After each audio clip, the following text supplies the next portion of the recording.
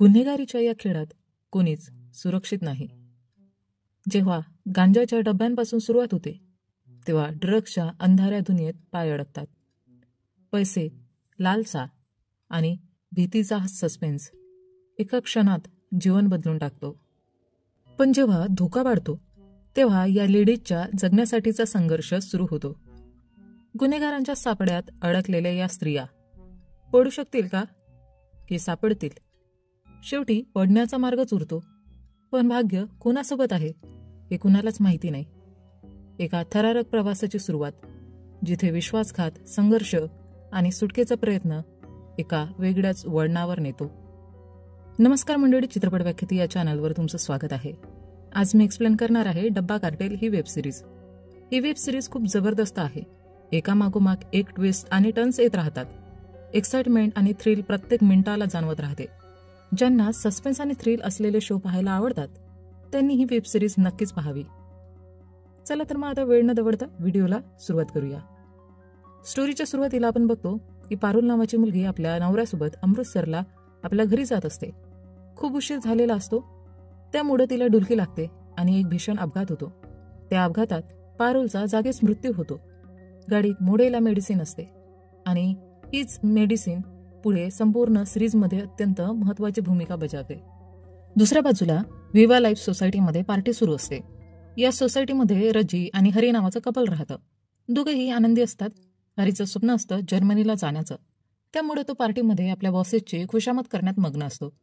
रजीचा स्वतःचा टिफिन बॉक्सचा व्यवसाय असतो, पण त्याबरोबरच ती पावडर सप्लाय देखील करते एक्स्ट्रा इन्कमसाठी. मात्र हरीला याची काहीच कल्पना नसते, कारण जर त्याला हे कळलं तर तो लगेचच हे काम बंद करायला लावेल. रजी हा व्यवसाय मेड मालासोबत पार्टनरशिपमध्ये चालवत असते. ती खूप स्वीट असते आणि सगळ्या लोकांना समान समजते, पण बाकीची दुनिया तशी नसते. त्या पार्टीमध्ये तेजस्वी तिजोरी नावाची एक बाई असते, जिला माला तिथे आलेली अजिबात आवडत नाही. तिच्यामध्ये माला फक्त एक मेड आहे आणि ही पार्टी सोसायटीच्या लोकांसाठी आहे, त्यामुळं माला इथे नसली तरी चालेल. पण रजी तिला मदत करण्यासाठी तिला टोकन देते. मालाचा संतोष नावाचा बॉयफ्रेंड असतो. ती त्याच्यासोबत आनंदी असते. दोघेही एकत्र जात असताना त्यांना पुढे पोलीस दिसतात. अचानक संतोष तिला एक बॅग देऊन गाडीतून उतरवतो. त्या बॅगमध्ये काय आहे याची मालाला कल्पनाच नसते.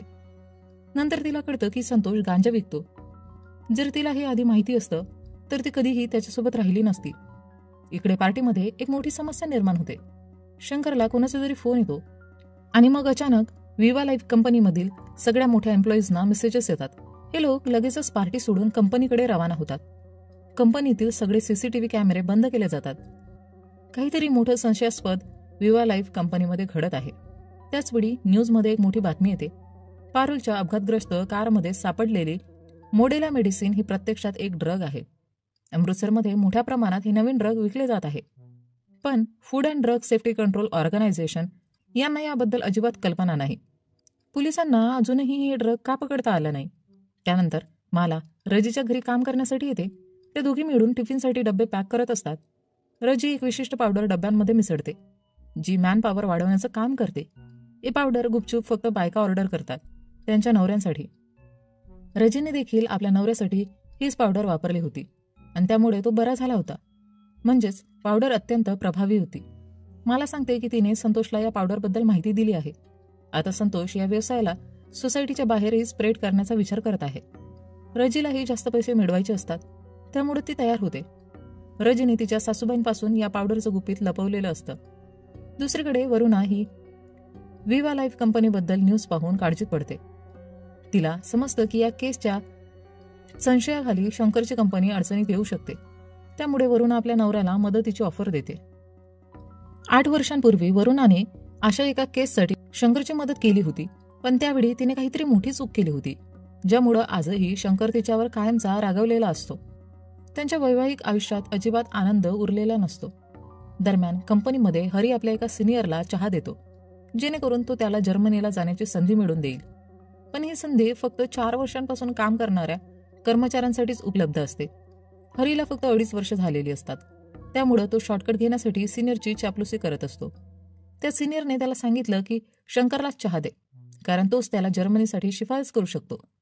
पण सध्या शंकर एका FDSCOच्या केसमध्ये अडकलेला आहे, जर तो दोषी ठरला तर हरीची काहीही मदत करू शकणार नव्हता. तेव्हाच FDSCO अधिकारी पाठक या कंपनीत तयार होणाऱ्या मेडिसिनच्या तपासणी करण्यासाठी येतो. शंकरने जवळपास सर्व सिनियर अधिकाऱ्यांना या मीटिंगसाठी बोलावलेलं असतं. पाठक त्या ड्रग बनवणाऱ्या कंपनीचा शोध घेत असतो, ज्याचं ड्रग पारुलच्या कारमध्ये मिळालं होतं. पण विवा लाईफ ती ड्रग बनवत नाही. ही कंपनी पूर्णतः सर्व कायदेशीर नियम पाळते, पण तरीही पाठकला संशय येतो. पाठक स्टेमिन नावाच्या एका पॉवरफुल ड्रगबद्दल चौकशी करतो, कारण ते ही कंपनीच बनवते. तो ही ड्रग बनवणाऱ्या टीमला चौकशीसाठी बोलवतो, पण शंकर सहकार्य करत नाही आणि टीम दुसऱ्या कामात व्यस्त असल्याचं सांगतो. पाठक थांबून वाट पाहायचं ठरवतो, त्यामुळे टीमला बोलवणं भाग पडतं. तेव्हाच कंपनीत फायर अलार्म वाजतो आणि संपूर्ण बिल्डिंग रिकामी करावी लागते. आता पाठकला अधिकच संशय येतो, त्यामुळे तो उद्याही चौकशीसाठी येणार असल्याचं सांगतो.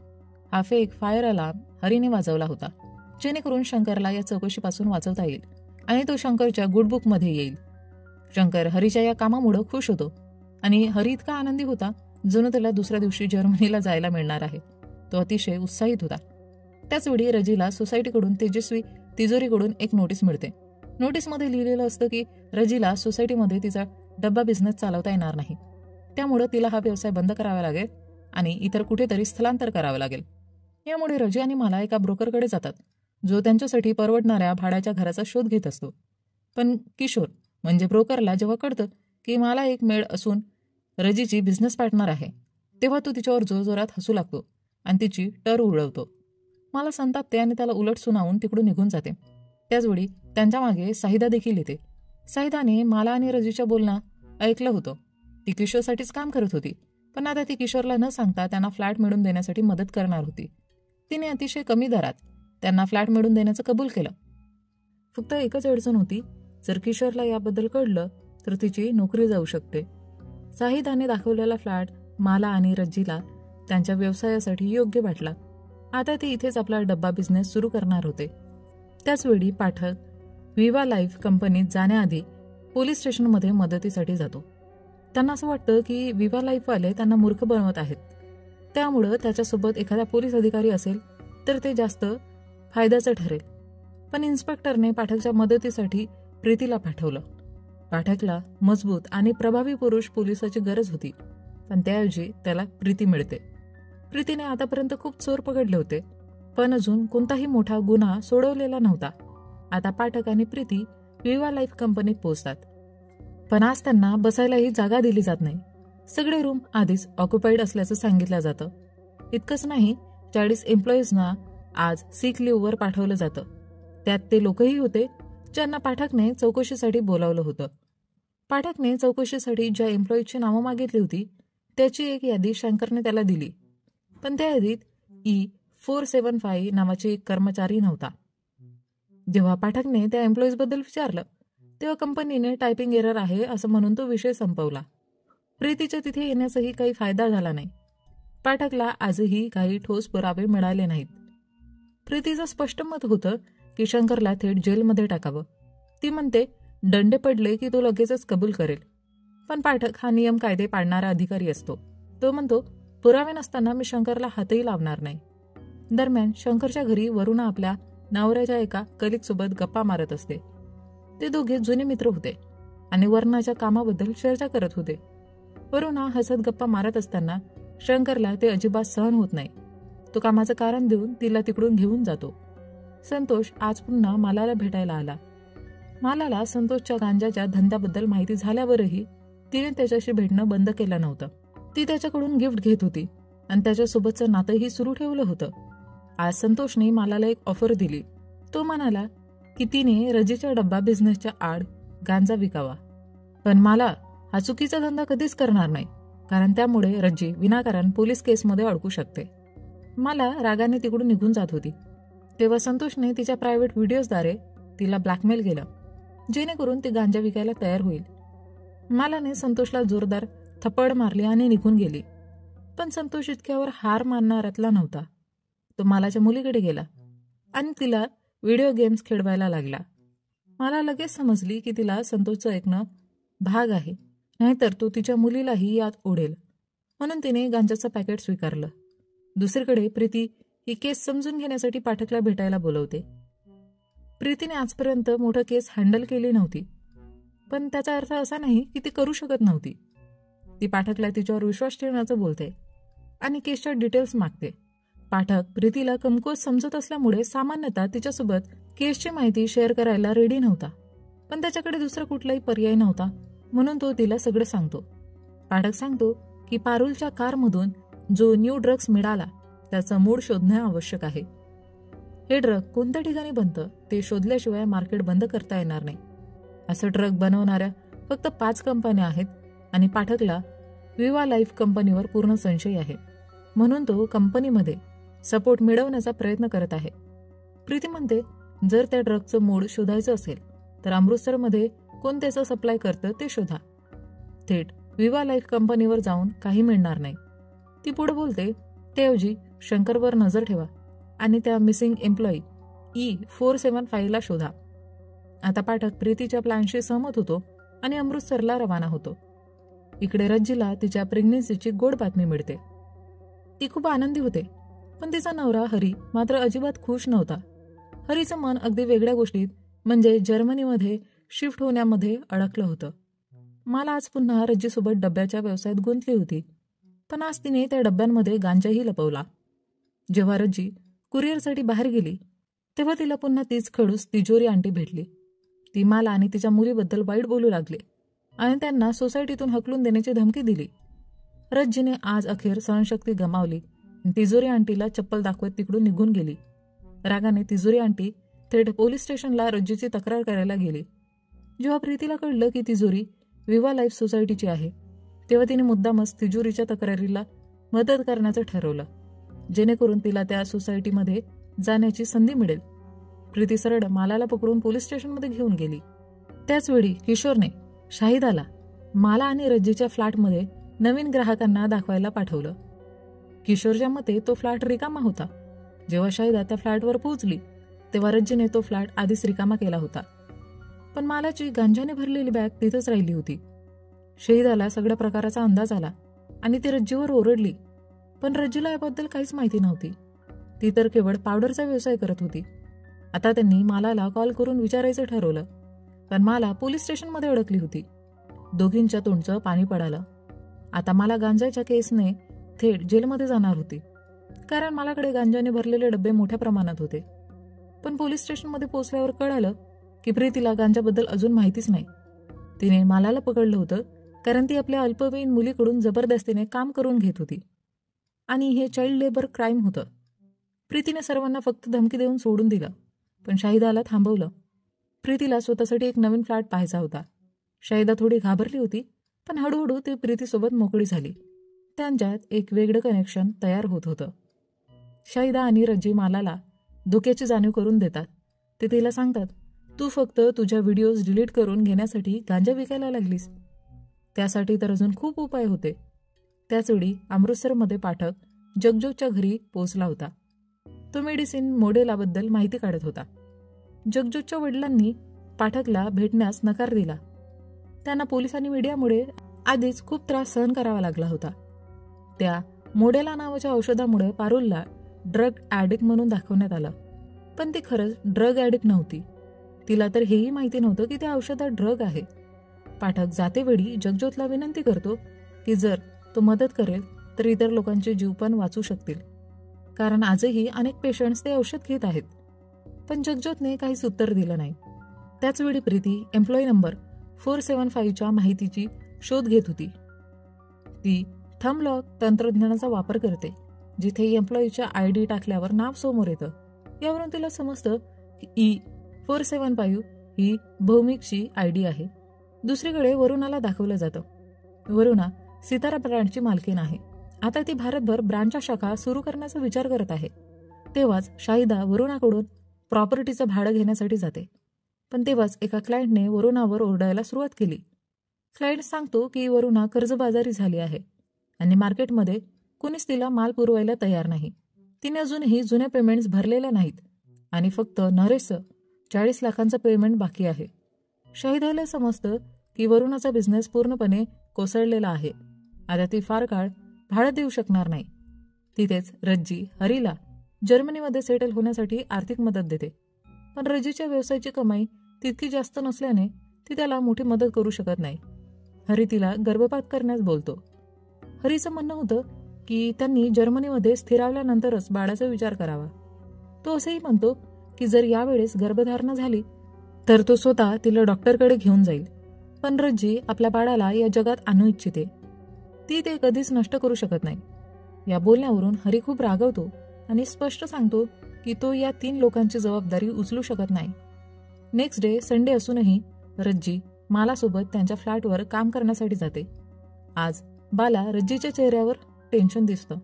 तिला माहिती आहे की हरी जबरदस्तीने आपला जर्मनीचं स्वप्न रज्जीवर लादत आहे, म्हणून नक्कीच त्याचं काहीतरी टेन्शन असेल.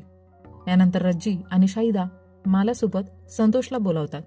रज्जी ठरवते की ती संतोषचा गांजा आपल्या डब्यांमध्ये विकेल, पण त्यासाठी मालाची प्रायव्हेट व्हिडिओ त्याला डिलीट करावी लागेल आणि प्रॉफिटमध्येही काही हिस्सा द्यावा लागेल. संतोष यासाठी तयार होतो. दुसरीकडे विवा लाईफ सोसायटीमध्ये प्रीती तिजोरीच्या घरी पोहोचते. तिजोरीच्या सांगण्यावरून ती मालाला वॉर्निंग देते. यामुळे तिजोरी प्रीतीवर खूप खुश होते. प्रीतीला तिजोरीकडून भौमिकबद्दल माहिती काढून घ्यायची असते. तिजोरी सांगते की भौमिक पूर्वी विवा लाईफ कंपनीमध्ये बेस्ट केमिकल इंजिनियर होता, पण त्याला कंपनीतून काढून टाकलं गेलं. आता भौमिक कुठे आहे कोणालाही माहिती नाही. यानंतर प्रीती त्या सोसायटीमध्ये भौमिकच्या फ्लॅटची तपासणी करते. तिथे दरवाजाजवळ खूप पत्र पडलेली असतात. भौमिक खूप दिवसांपासून परत आलेला नव्हता. याच पत्रांमध्ये तिला भौमिकच्या आधार कार्डची झेरॉक्स सापडते.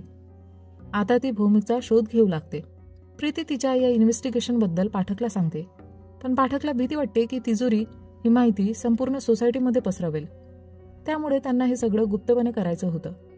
जर पाठकच्या पद्धतीने पुरावे शोधले तर वर्षानुवर्ष लागतील. पाठक अजूनही जगज्योतला त्या मेडिसिनबद्दल बोलण्यासाठी तयार करू शकला नव्हता. त्याचवेळी प्रीती तिच्या IT फ्रेंडच्या मदतीने भौमिकच्या आधार कार्डवरून त्यांचा नंबर शोधत होती आणि पाठक रोज जगज्योतच्या घरासमोर वाट पाहत होता की तो कधी मदतीसाठी तयार होईल. तिथेच हरी शंकरच्या घरी दारू घेऊन जातो. त्याने त्याची चमचागिरी सुरू केली होती. शंकर हरीच्या मदतीमुळे खुश होता. तेव्हा शंकरच्या फोनवर अदिती नावाची व्यक्ती कॉल करते. हा कॉल पाहून शंकर खूप घाबरतो. हरी ते लगेचच नोटीस करतो. त्याला समजतं की शंकर काहीतरी लपवत आहे. आतापर्यंत रज्जी, माला आणि शाहिदाने गांजा विकण्यास सुरुवात केली होती. माला हे डबे डिलिव्हर करून द्यायची. या कामातून त्यांना भरपूर पैसे मिळत होते, पण नेहमीच पकडले जाण्याची भीतीही वाटत होती. एक दिवशी बाने रज्जीच्या हातात खूप पैसे पाहिले आणि तिला रज्जीवर संशय यायला लागला.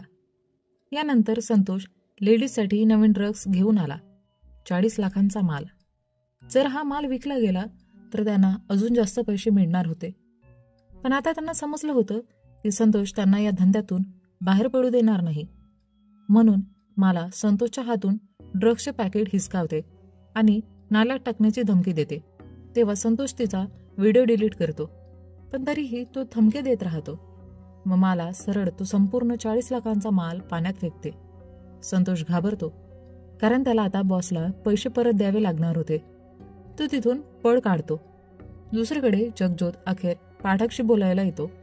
पाठक रोज रात्री तिची वाट पाहत होता. हे पाहून जगज्योत प्रभावित होतो. त्याला वाटतं की पाठक खरोखरच केसमध्ये इंटरेस्टेड आहे, म्हणून तो सत्य सांगायचं ठरवतो. तो सांगतो की पारुलला पाठदुखी होती, त्यामुळं डॉक्टर चावला हिने तिला ती मेडिसिन दिली. त्यांना हे माहीत नव्हतं की ती एक ड्रग आहे. डॉक्टरांवर सगळे विश्वास ठेवतात, म्हणून पारुलनेही ठेवला. आता पाठकला त्या मोडेला मेडिसिनच्या सप्लायरचा आणि डॉक्टर चावलाचा पत्ता मिळतो. छबन या गुंडाला या सगळ्या लेडीजबद्दल माहिती मिळते आणि त्याला त्याच्या मालाचे पैसे हवे असतात. संतोष पळून जाण्याचा प्रयत्न करतो, पण छबन त्याला ठार मारतो. आता छबन आणि त्याचे लोक या लेडीजकडून जबरदस्तीने पैसे वसूल करायचं ठरवतात. माला आणि शाहिदा तिथून पळून जाण्याचा प्रयत्न करतात. शाहिदा गरम पाणी छबनवर टाकायला जाते, पण तिचा नेम चुकतो. छबन आणि त्याचे माणसं लेडीजला पकडतात आणि गन दाखवून धमकावतात. तेव्हाच बा तिथे येते आणि इथेच या वेब सिरीजचा पहिला भाग संपतो. खेळ संपलेला नाही. गुन्हेगारीच्या या जाळ्यात अडकलेल्या स्त्रियांना सुटकेचा मार्ग मिळेल का, की अंधाराच्या या प्रवासात त्यांचं अस्तित्व नाहीसं होईल? हे फक्त पहिलं प्रकरण होतं. खरा संघर्ष तर आता सुरू होणार आहे. तयार राहा, कारण पुढचा भाग आणखी धक्कादायक आणि थरारक असणार आहे. लवकरच भेटू पुढच्या रहस्यांसह.